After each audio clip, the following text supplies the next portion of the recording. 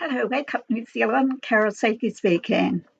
Well, I came across the Auckland Council plan for 2018 to 2050, and in it they have Auckland Council's long-term plan includes advancement of Maori business, iwi organisations. This is a 30-page PDF report on Auckland Council Plan 2050, and it was published in June 2018. And the plan includes directions and areas they focus in, such as advancement of Maori employment, supporting Maori businesses, and iwi organisations that are to be significant drivers of Auckland's economy. So they also mention Auckland Council's disruption to a changing world of consumer behaviour, changing technology, disruptive business models when referring to the predicted scale of change that is about to happen. Now, this is back in 2018, almost like they knew the change was going to happen with the COVID, but there you go. So they refer to Klaus Schwab's fourth industrial revolution, not once, but several times in the report. From thence on, the report goes to talk about revolution, the term revolution within it, when referring to the predicted scale of change. So the fourth revolution, altering labour and productivity, rate, scale of change, too difficult to quantify what that scale of change will mean, whether it will be in a big scale, but they do say different businesses, individuals, organisations, this will happen at different times. So they talk about existing jobs disappearing. Vulnerable people unable to adapt will feel the impact first, but the technology developments will impact everyone. They state that innovation requires all stakeholders. Now, we're looking at stakeholder capitalism. This is Klaus Schwab's baby, and this is why this report actually reflects the WEF project of the Great Reset and the Fourth Industrial Revolution. And it goes on and on about revolution. The Council states the innovation requires all stakeholders, stakeholder capitalism, then refers to visit the WEF website. So the Council say, go and visit the WEF website and view the Global Competitive Report 2016 to 2017.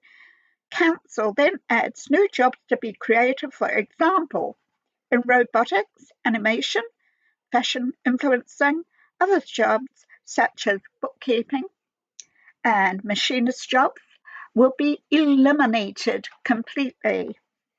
Then they reiterate that the plan to advance Maori employment, Maori business, iwi organisations to be significant drivers of Auckland's economy. And there would be more opportunities for iwi and Maori, especially rangatahi, to increase skills employment plus income levels to be higher. The Tamaki Makarau presents Maori with economic opportunities across many sectors where there is a potential for innovation, increased opportunity for international business opportunities, where Maori business, iwi, Maori Collectives, local government and other private sector can work together to take up commercial and digital opportunities for Maori business ecosystems to flourish. And then they go on about Maori business again, have an emphasis on Maori values, the important emphasis on Maori values when it comes to Auckland's economy, as to joint ventures, enduring relationships, commercially driven, with well-defined long-term goals that promote a quadruple bottom line, which grows Maori asset base. Now imagine if we were saying non-Maori. This is totally apartheid. We should be thinking of all people as one nation. And so they go on to say, thus creating direct benefits for iwi. Aligning Maori values provides an opportunity to continue to apply Te Ao Maori approach, which is a growing value to the world we live in. So they're focusing on this 2018-2050 report, the council, about supporting Maori business development, boosting rangatahi participation in education and training, increasing Maori employment and wages, supporting collaboration iwi, Maori organisations, maximising economic values, supporting Te Ao Maori approach to Maori enterprise development, continuing partnerships between council and iwi. Yes, continuing partnerships between council and iwi, unelected iwi. Now that's on page 10 of this 30-page report. Once again, on page 18, Klaus Schwab, his fourth industrial revolution, is referenced on Auckland Council's report, which says supporting information stating technology disruption is predicted on scale so great that it's described in the fourth industrial revolution of Klaus Schwab. Then the council makes a further reference to it, saying that to view the WEF Forum Geneva, referring to the following, is taken from the Geneva World Economic Forum Global Competitiveness Report 2016-17. This was adapted by Schwab's book and was entitled The Fourth Industrial Revolution. They actually say this. I'm not just saying it, I'm reading from what their report says. So, followed up with this Auckland Council reporting, well, they're at the beginning of a global transformation characterized by convergence, digital, physical, biological changing, that's changing around the world. The world around us is changing with all this stuff that's happening. And this is what the council is saying. And our idea as to what it means to be human, we need to look at that. The changes are historic in terms of size, speed, scope.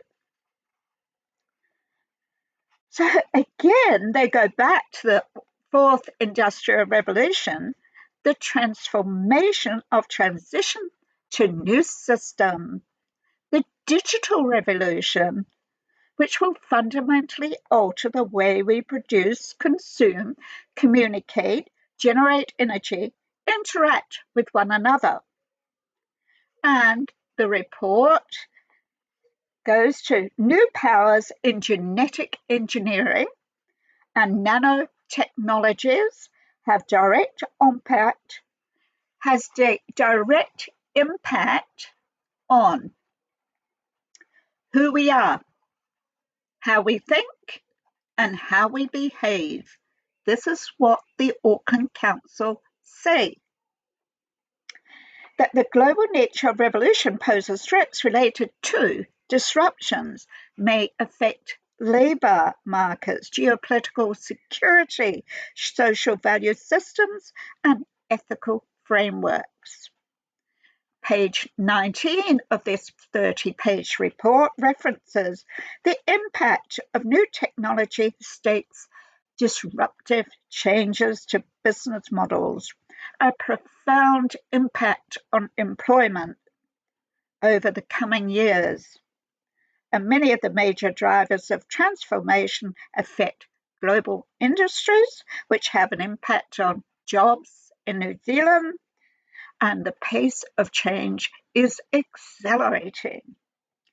Page 21 of this 31-page report references the tripartite economic alliance between Auckland and Guizhou, China, and Los Angeles. This was signed 3 years ago, but it was also renewed in January 2021 by Phil Goff before he left office. So we're talking about the sister relationship between Auckland City and the Chinese one and US. I later found out that Wellington's sister city is actually Beijing. No surprises there.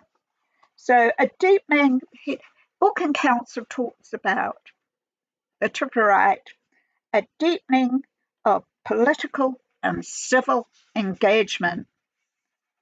So initiatives that include memorandums of understanding, strategic alliances between business and research institutions, collaboration was formalised through the signing of a memorandum of understanding to future-proof Auckland's working relationship with central government on global engagement. As I said, this was renewed in January 21st, 21 by Phil Goff for a 6-year period. Before it was a 3-year period. He also renewed Auckland City's Auckland Council C40 membership that had come up for renewal before he left his mayoral seat.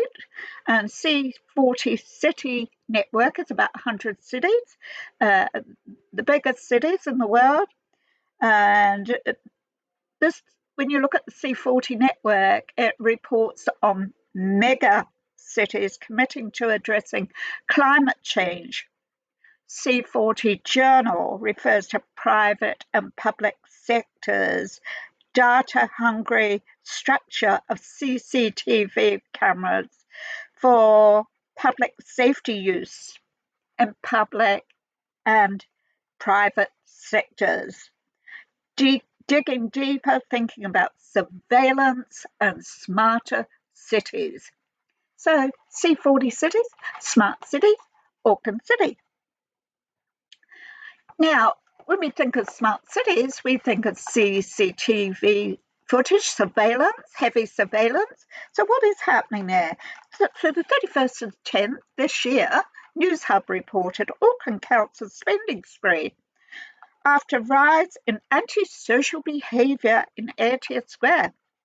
It includes $2.7 million security transformation project to protect sites like Aotea Centre.